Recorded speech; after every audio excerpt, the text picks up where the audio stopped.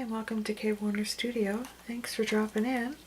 Right now I'm comparing pearlescent paint. I've got Kuretake Gansai Tambi, Ranger Perfect Pearls without the medium, and Yasutomo pearlescent paints, watercolor paints. I've done two different kinds of black paper, a craft cardstock, and I'm going to try watercolor and 110 Nina Solar White cardstock. So here's the watercolor paper. We'll do that first, and then we'll have a comparison on what's what. So we'll go with this here. I've all of them. I've done this first. I've given these guys the first go at it. So the Gansai Tambi. This is on the smooth side of the Strathmore cold press watercolor paper. Sorry, got paint on the brain. So that's your bronze and Kuretake Gansai paint. Now we will pick up the bronze, I guess, or gold. No, I already did the bronze. This is gold, but it's a green gold. So that's that. Really different look on the black paper than on this white. And finally, we are at, oh, sorry, I don't know what I'm doing here. We're at the white pearlescent paint. I better give it a little bit more white. So this is called white pearlescent here. It's, I believe it's white pearlescent in this one as well, and I'm not sure if they call it what they call it in the Yasutomo. It's a 16-piece set, retails for $3.99 to maybe $7.95 or something like that. The Kuretake Gansai Tambi paints come in sets of 32, but you can also get refill pans from Simon Says Stamp. So now we're on to the Ranger Perfect Pearls, and this is their selection for bronze, so we're going to put that on. It looks a lot different than the last, but that's the greatness about different paint manufacturers. Do things a little differently. Variety's a spice of life, so there you go. And finally, I am on to the white pearlescent Ranger Perfect Pearls. Now remember, there's no pigment in here. There's no medium. Of course, there's pigment. Without pigment, we wouldn't have any color here. So, yeah, so that's the white. And now we are on to our final guy here. So this is bronze. Put that here. I don't know how much paint is in these little pans here. They're not refillable. It's just for the cost. It's just a little taste of the, just a little taste of the paint. And now we are on to the gold. There we go. And finally, it will be the white. I think the white is down here. That's what I've been using. This one here looks more like a champagne, so I'll just keep going with this one then.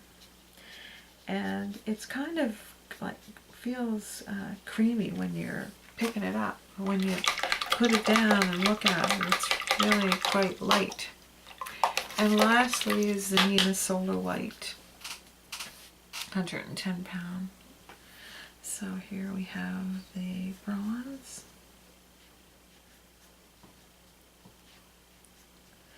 The gold, I'm not sure what it is. I'm trying to mix them up with the comparable ones. This is a gold. Okay, and then we are going to have our white.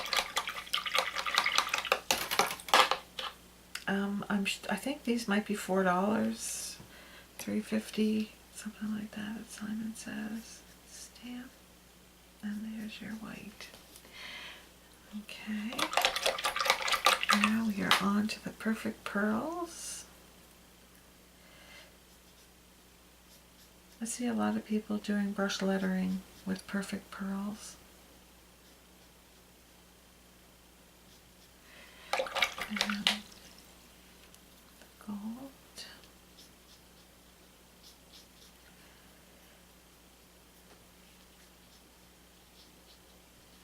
Okay. And lastly, the white. White seems to be a little bit of copper, and it's kind of pooling in the middle there.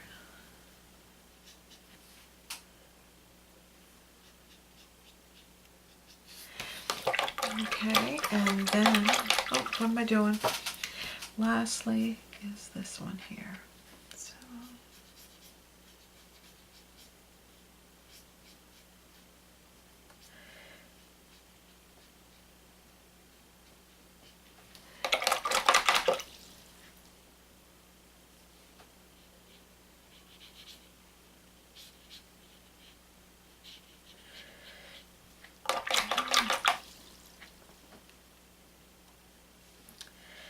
down to the pearlized white. And you can really see that it's white on this white. Isn't that funny? Okay, so just going to maybe put the lids on here. When you're putting it on, you can feel, like I say, when you're putting some of them on, they feel almost like you've got a whole lot on your brush, but you really don't. It's almost like it thickens up a little bit when the water hits it. So here, I'm going to have to see what this light looks like with this turned off. It's almost better to view them like that. So yeah, you can see the colors there. And this is the other white.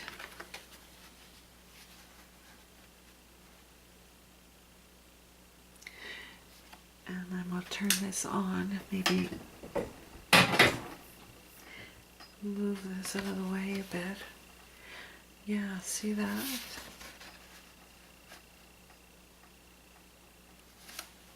That's that one. This one. So all of them, the top one is always Kuretake. This one is the Perfect Pearl Ranger, and this one here is finally the Yasutomo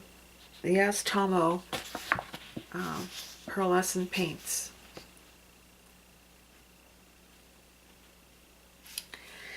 There really isn't that much difference in some instances between all three of the brands, really. It's just the vibrancy, I think, of some of the colors. Like this here, gold, the Ranger Gold. I mean, I don't know if you can see that, but see that? That just comes right off of the page. And this Kuretake white pearlescent one is pretty vibrant too. And this here. The one on the bottom, the cheaper brand, although it would be probably, you know, it's not so nice on the watercolor paper. This is the Nina Solar White. And in this one, the Nina Solar White, the Kuretake is pretty vibrant on that particular sheet of paper, that brand of paper. So now we're going to get into the blacks, and this one here, Kuretake's at the top, the Ranger's in the middle. So they behave differently on the black.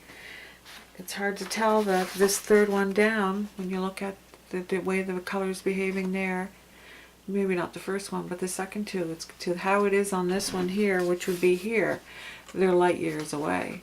You know, there you go. See how nicely that's behaving? Okay, and then this is the Texturized Black. And see how the grain of the paper just grabs that metallic? Great. And then thirdly is the Craft.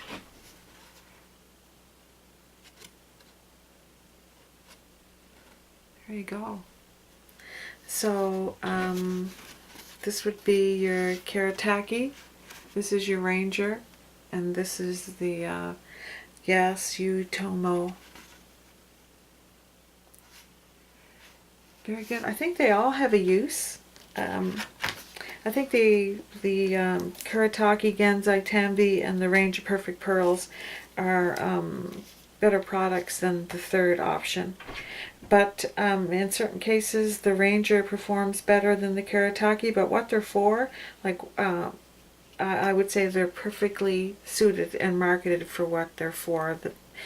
Every paint has a use, and they've matched their use pretty darn good with the product that they're producing. So thank you very much for joining me. I appreciate that you take your time to spend it with me. Bye-bye.